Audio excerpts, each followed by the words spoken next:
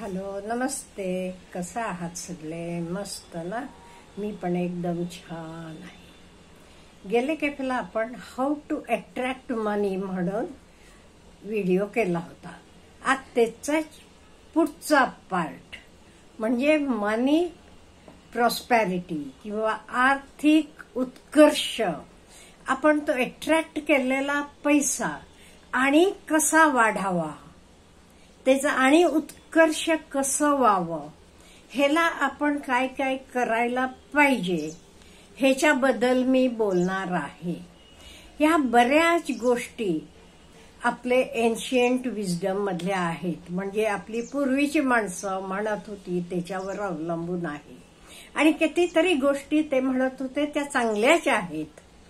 त्यामुळे मला वाटलं तुमच्याशी शेअर करावं. बरेच लोकांनी मला कळवलं, आम्हाला हाऊ टू अट्रॅक्ट मनीचं जरासा अनुभव यायला लागले मॅडम म्हणून.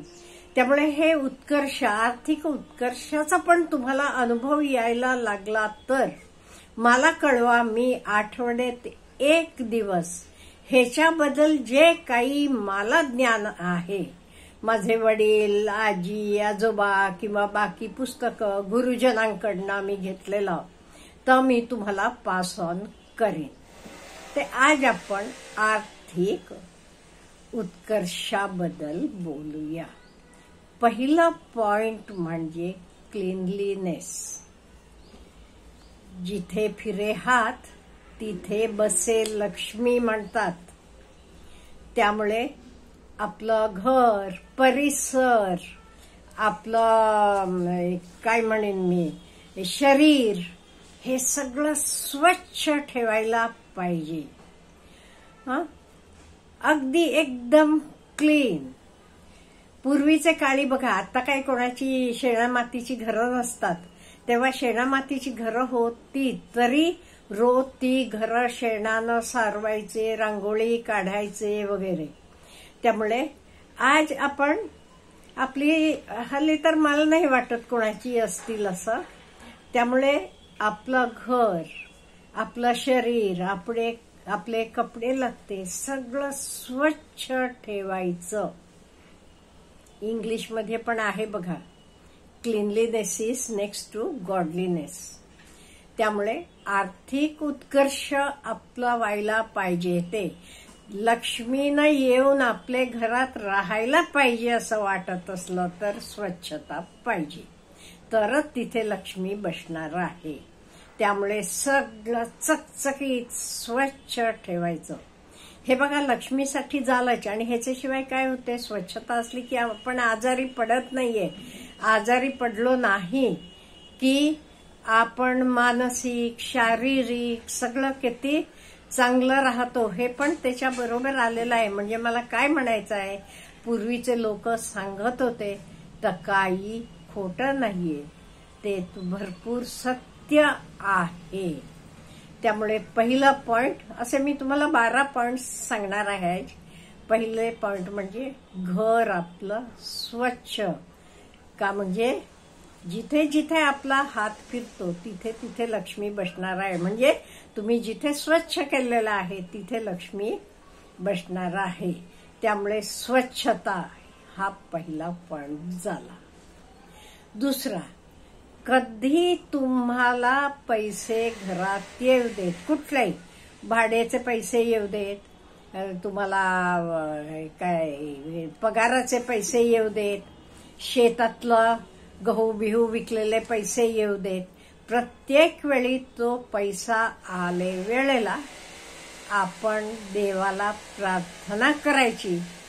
मनातल्या मनात करा. हे काही अवडंबर कशाचंही नाही, कोणालाही दाखवायला पाहिजे असं नाही. देवाला म्हणायचं, थँक्यू देवा, तू माझ्यावर एवढी मेहरबानी केलायस, मला तू एवढं माझं काळजी घेतोस, थँक्यू व्हेरी मच. आपल्या पद्धतीनं प्रार्थना करा. अमुकच असं नाहीये. फक्त तुम्ही देवाला म्हणा, युनिव्हर्सला म्हणा, ब्रह्मांडाला म्हणा, जे कोणाला तुम्ही मानता त्यांची प्रार्थना करा. आणि आपण काही विकत घेतलो तरी, फॉर एक्झाम्पल तुम्ही एसी विकत आणलात, तेव्हा बाबा मी एवढे पैसे दिले म्हणायचं नाहीये. माझ्याकडे पैसे असल्यामुळे पैसेनं मला किती सुख दिलं बघा. बाहेर किती गरम असलं तरी मी घरात किती गार छान बसू शकतो.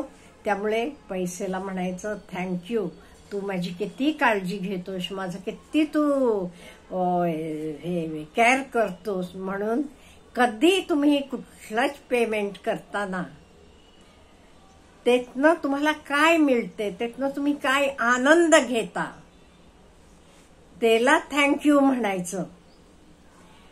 पुढचं आपण जे काही पे करतो, आता टॅक्स म्हणा, टोल म्हणा, काही बिल्स म्हणा, पे करताना म्हणायचं देवा मला असेच अजूनही भरपूर तू पैसे दे, मी ह्याचेपेक्षाही टॅक्स भरू शकतो, मला तू तेवढं काबिल कर. मी टॅक्स भरल्यामुळे काय होणार, देशाचे रस्ते चांगले होणार आहेत, देशाचं सगळं चांगलं होणार आहे. त्यामुळे मला तू अजूनही पैसा दे, म्हणजे मी अजूनही जास्त टॅक्स भरू शकतो. कळलं का? नाही ते म्हणायचं नाही यंदा मी 18 लाख टॅक्स भरलं, 20 लाख टॅक्स भरलं.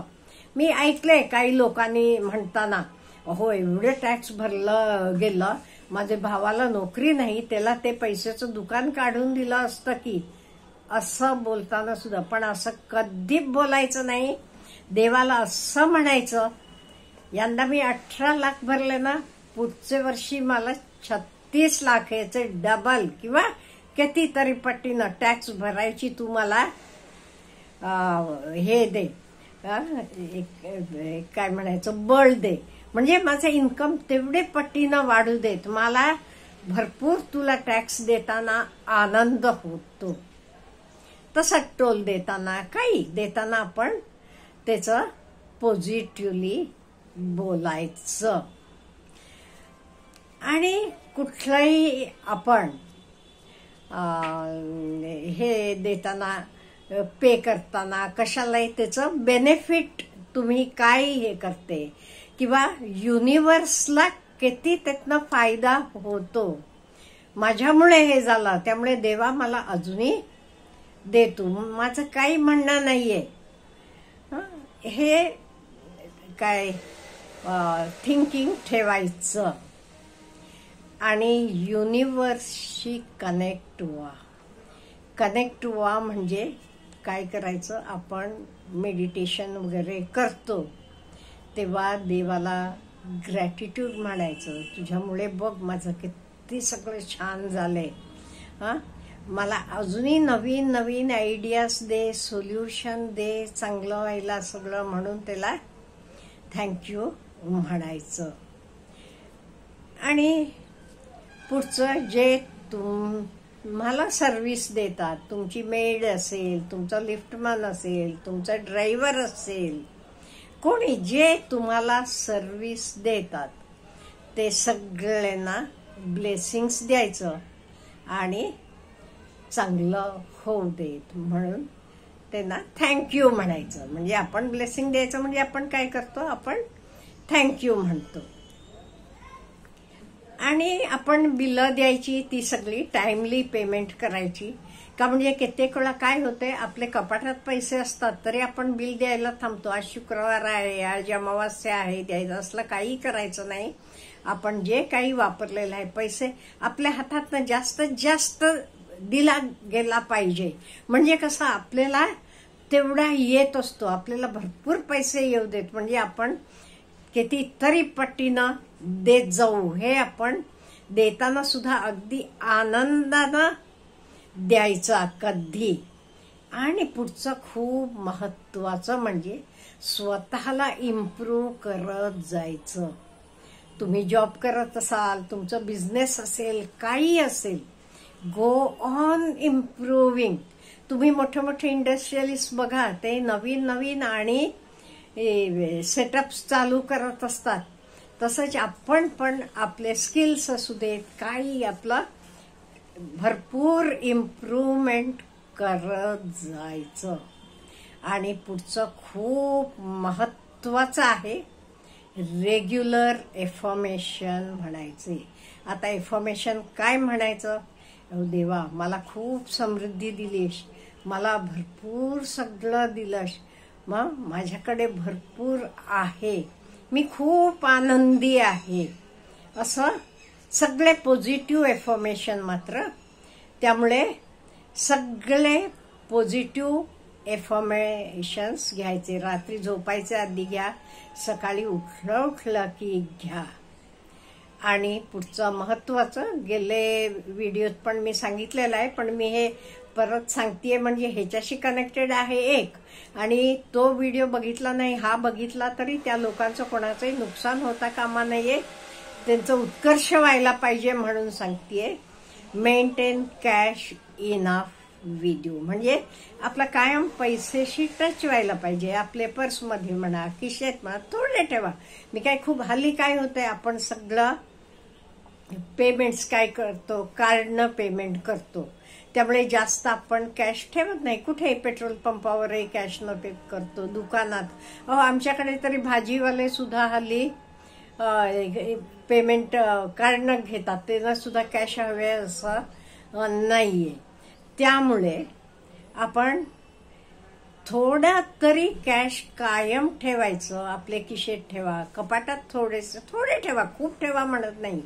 का, म्हणजे तुमचं अधूनमधून ते कॅशशी तुमचं फिजिकल टच व्हायला पाहिजे, म्हणजे आणि भरपूर कॅश आपल्याकडे येत जाते. आणि पुढचं महत्वाचं म्हणजे देवाला म्हणायचं, आज तुम्हाला हे सगळं दिलंस, त्यामुळे मी खूप आनंदी आहे, मी खूप सुखी आहे, असंच मला खूप सुखात ठेव, आनंदात ठेव. म्हणून आपण मेडिटेशन करतो तेव्हा देवाला म्हणत जायचं. हे सगळं आपण रोजचे रोज केलं की खूप फायदा होतो. मी म्हटल्यासारखं आता क्लीन आपण सगळं स्वच्छ ठेवलं की आजारपणा घरात येत नाही. हे नाही म्हणजे पूर्वीचे सांगतात ना, आता कॅश थोडासा ठेवा, म्हणजे कधी अडलं, कधी आपलं कार्ड तिथे चाललं नाही, थोडंसं कॅश आपल्याकडे असलं की बरं पडतं. म्हणजे ह्याला दोन्ही साईड्स आहेत. त्यामुळे हे सगळ्यात ना आपली अगदी भरभराट होणार आहे. आपली भरभराट होण्यासाठी हे सगळे पॉइंट्स आपण वापरायचे. आणि ह्यातनं तुम्हाला फायदा होत असला तर अजूनही मी दर आठवड्याला एक ह्या टाईपचा व्हिडिओ घालत जाईन. पण तुम्हाला फायदा होत असला तर तुम्ही रेग्युलरली करून बघा आणि नक्की फायदा होतो ह्याचा. मला तर झालेला आहे. आणि देवाला पीस ऑफ माइंड दे, चांगला आरोग्य दे. हे सगळ्यासाठी आपण प्रेयर करताना देवाकडे तो पण मागायचं. आणि ह्याचा सगळ्यांना उपयोग होऊ देत म्हणून जास्तीत जास्त लोकांकडे हा व्हिडिओ शेअर करा. तुमचं सर्वांचं अगदी उत्कर्ष होऊ देत ही देवाकडे माझी प्रार्थना. Have a good day.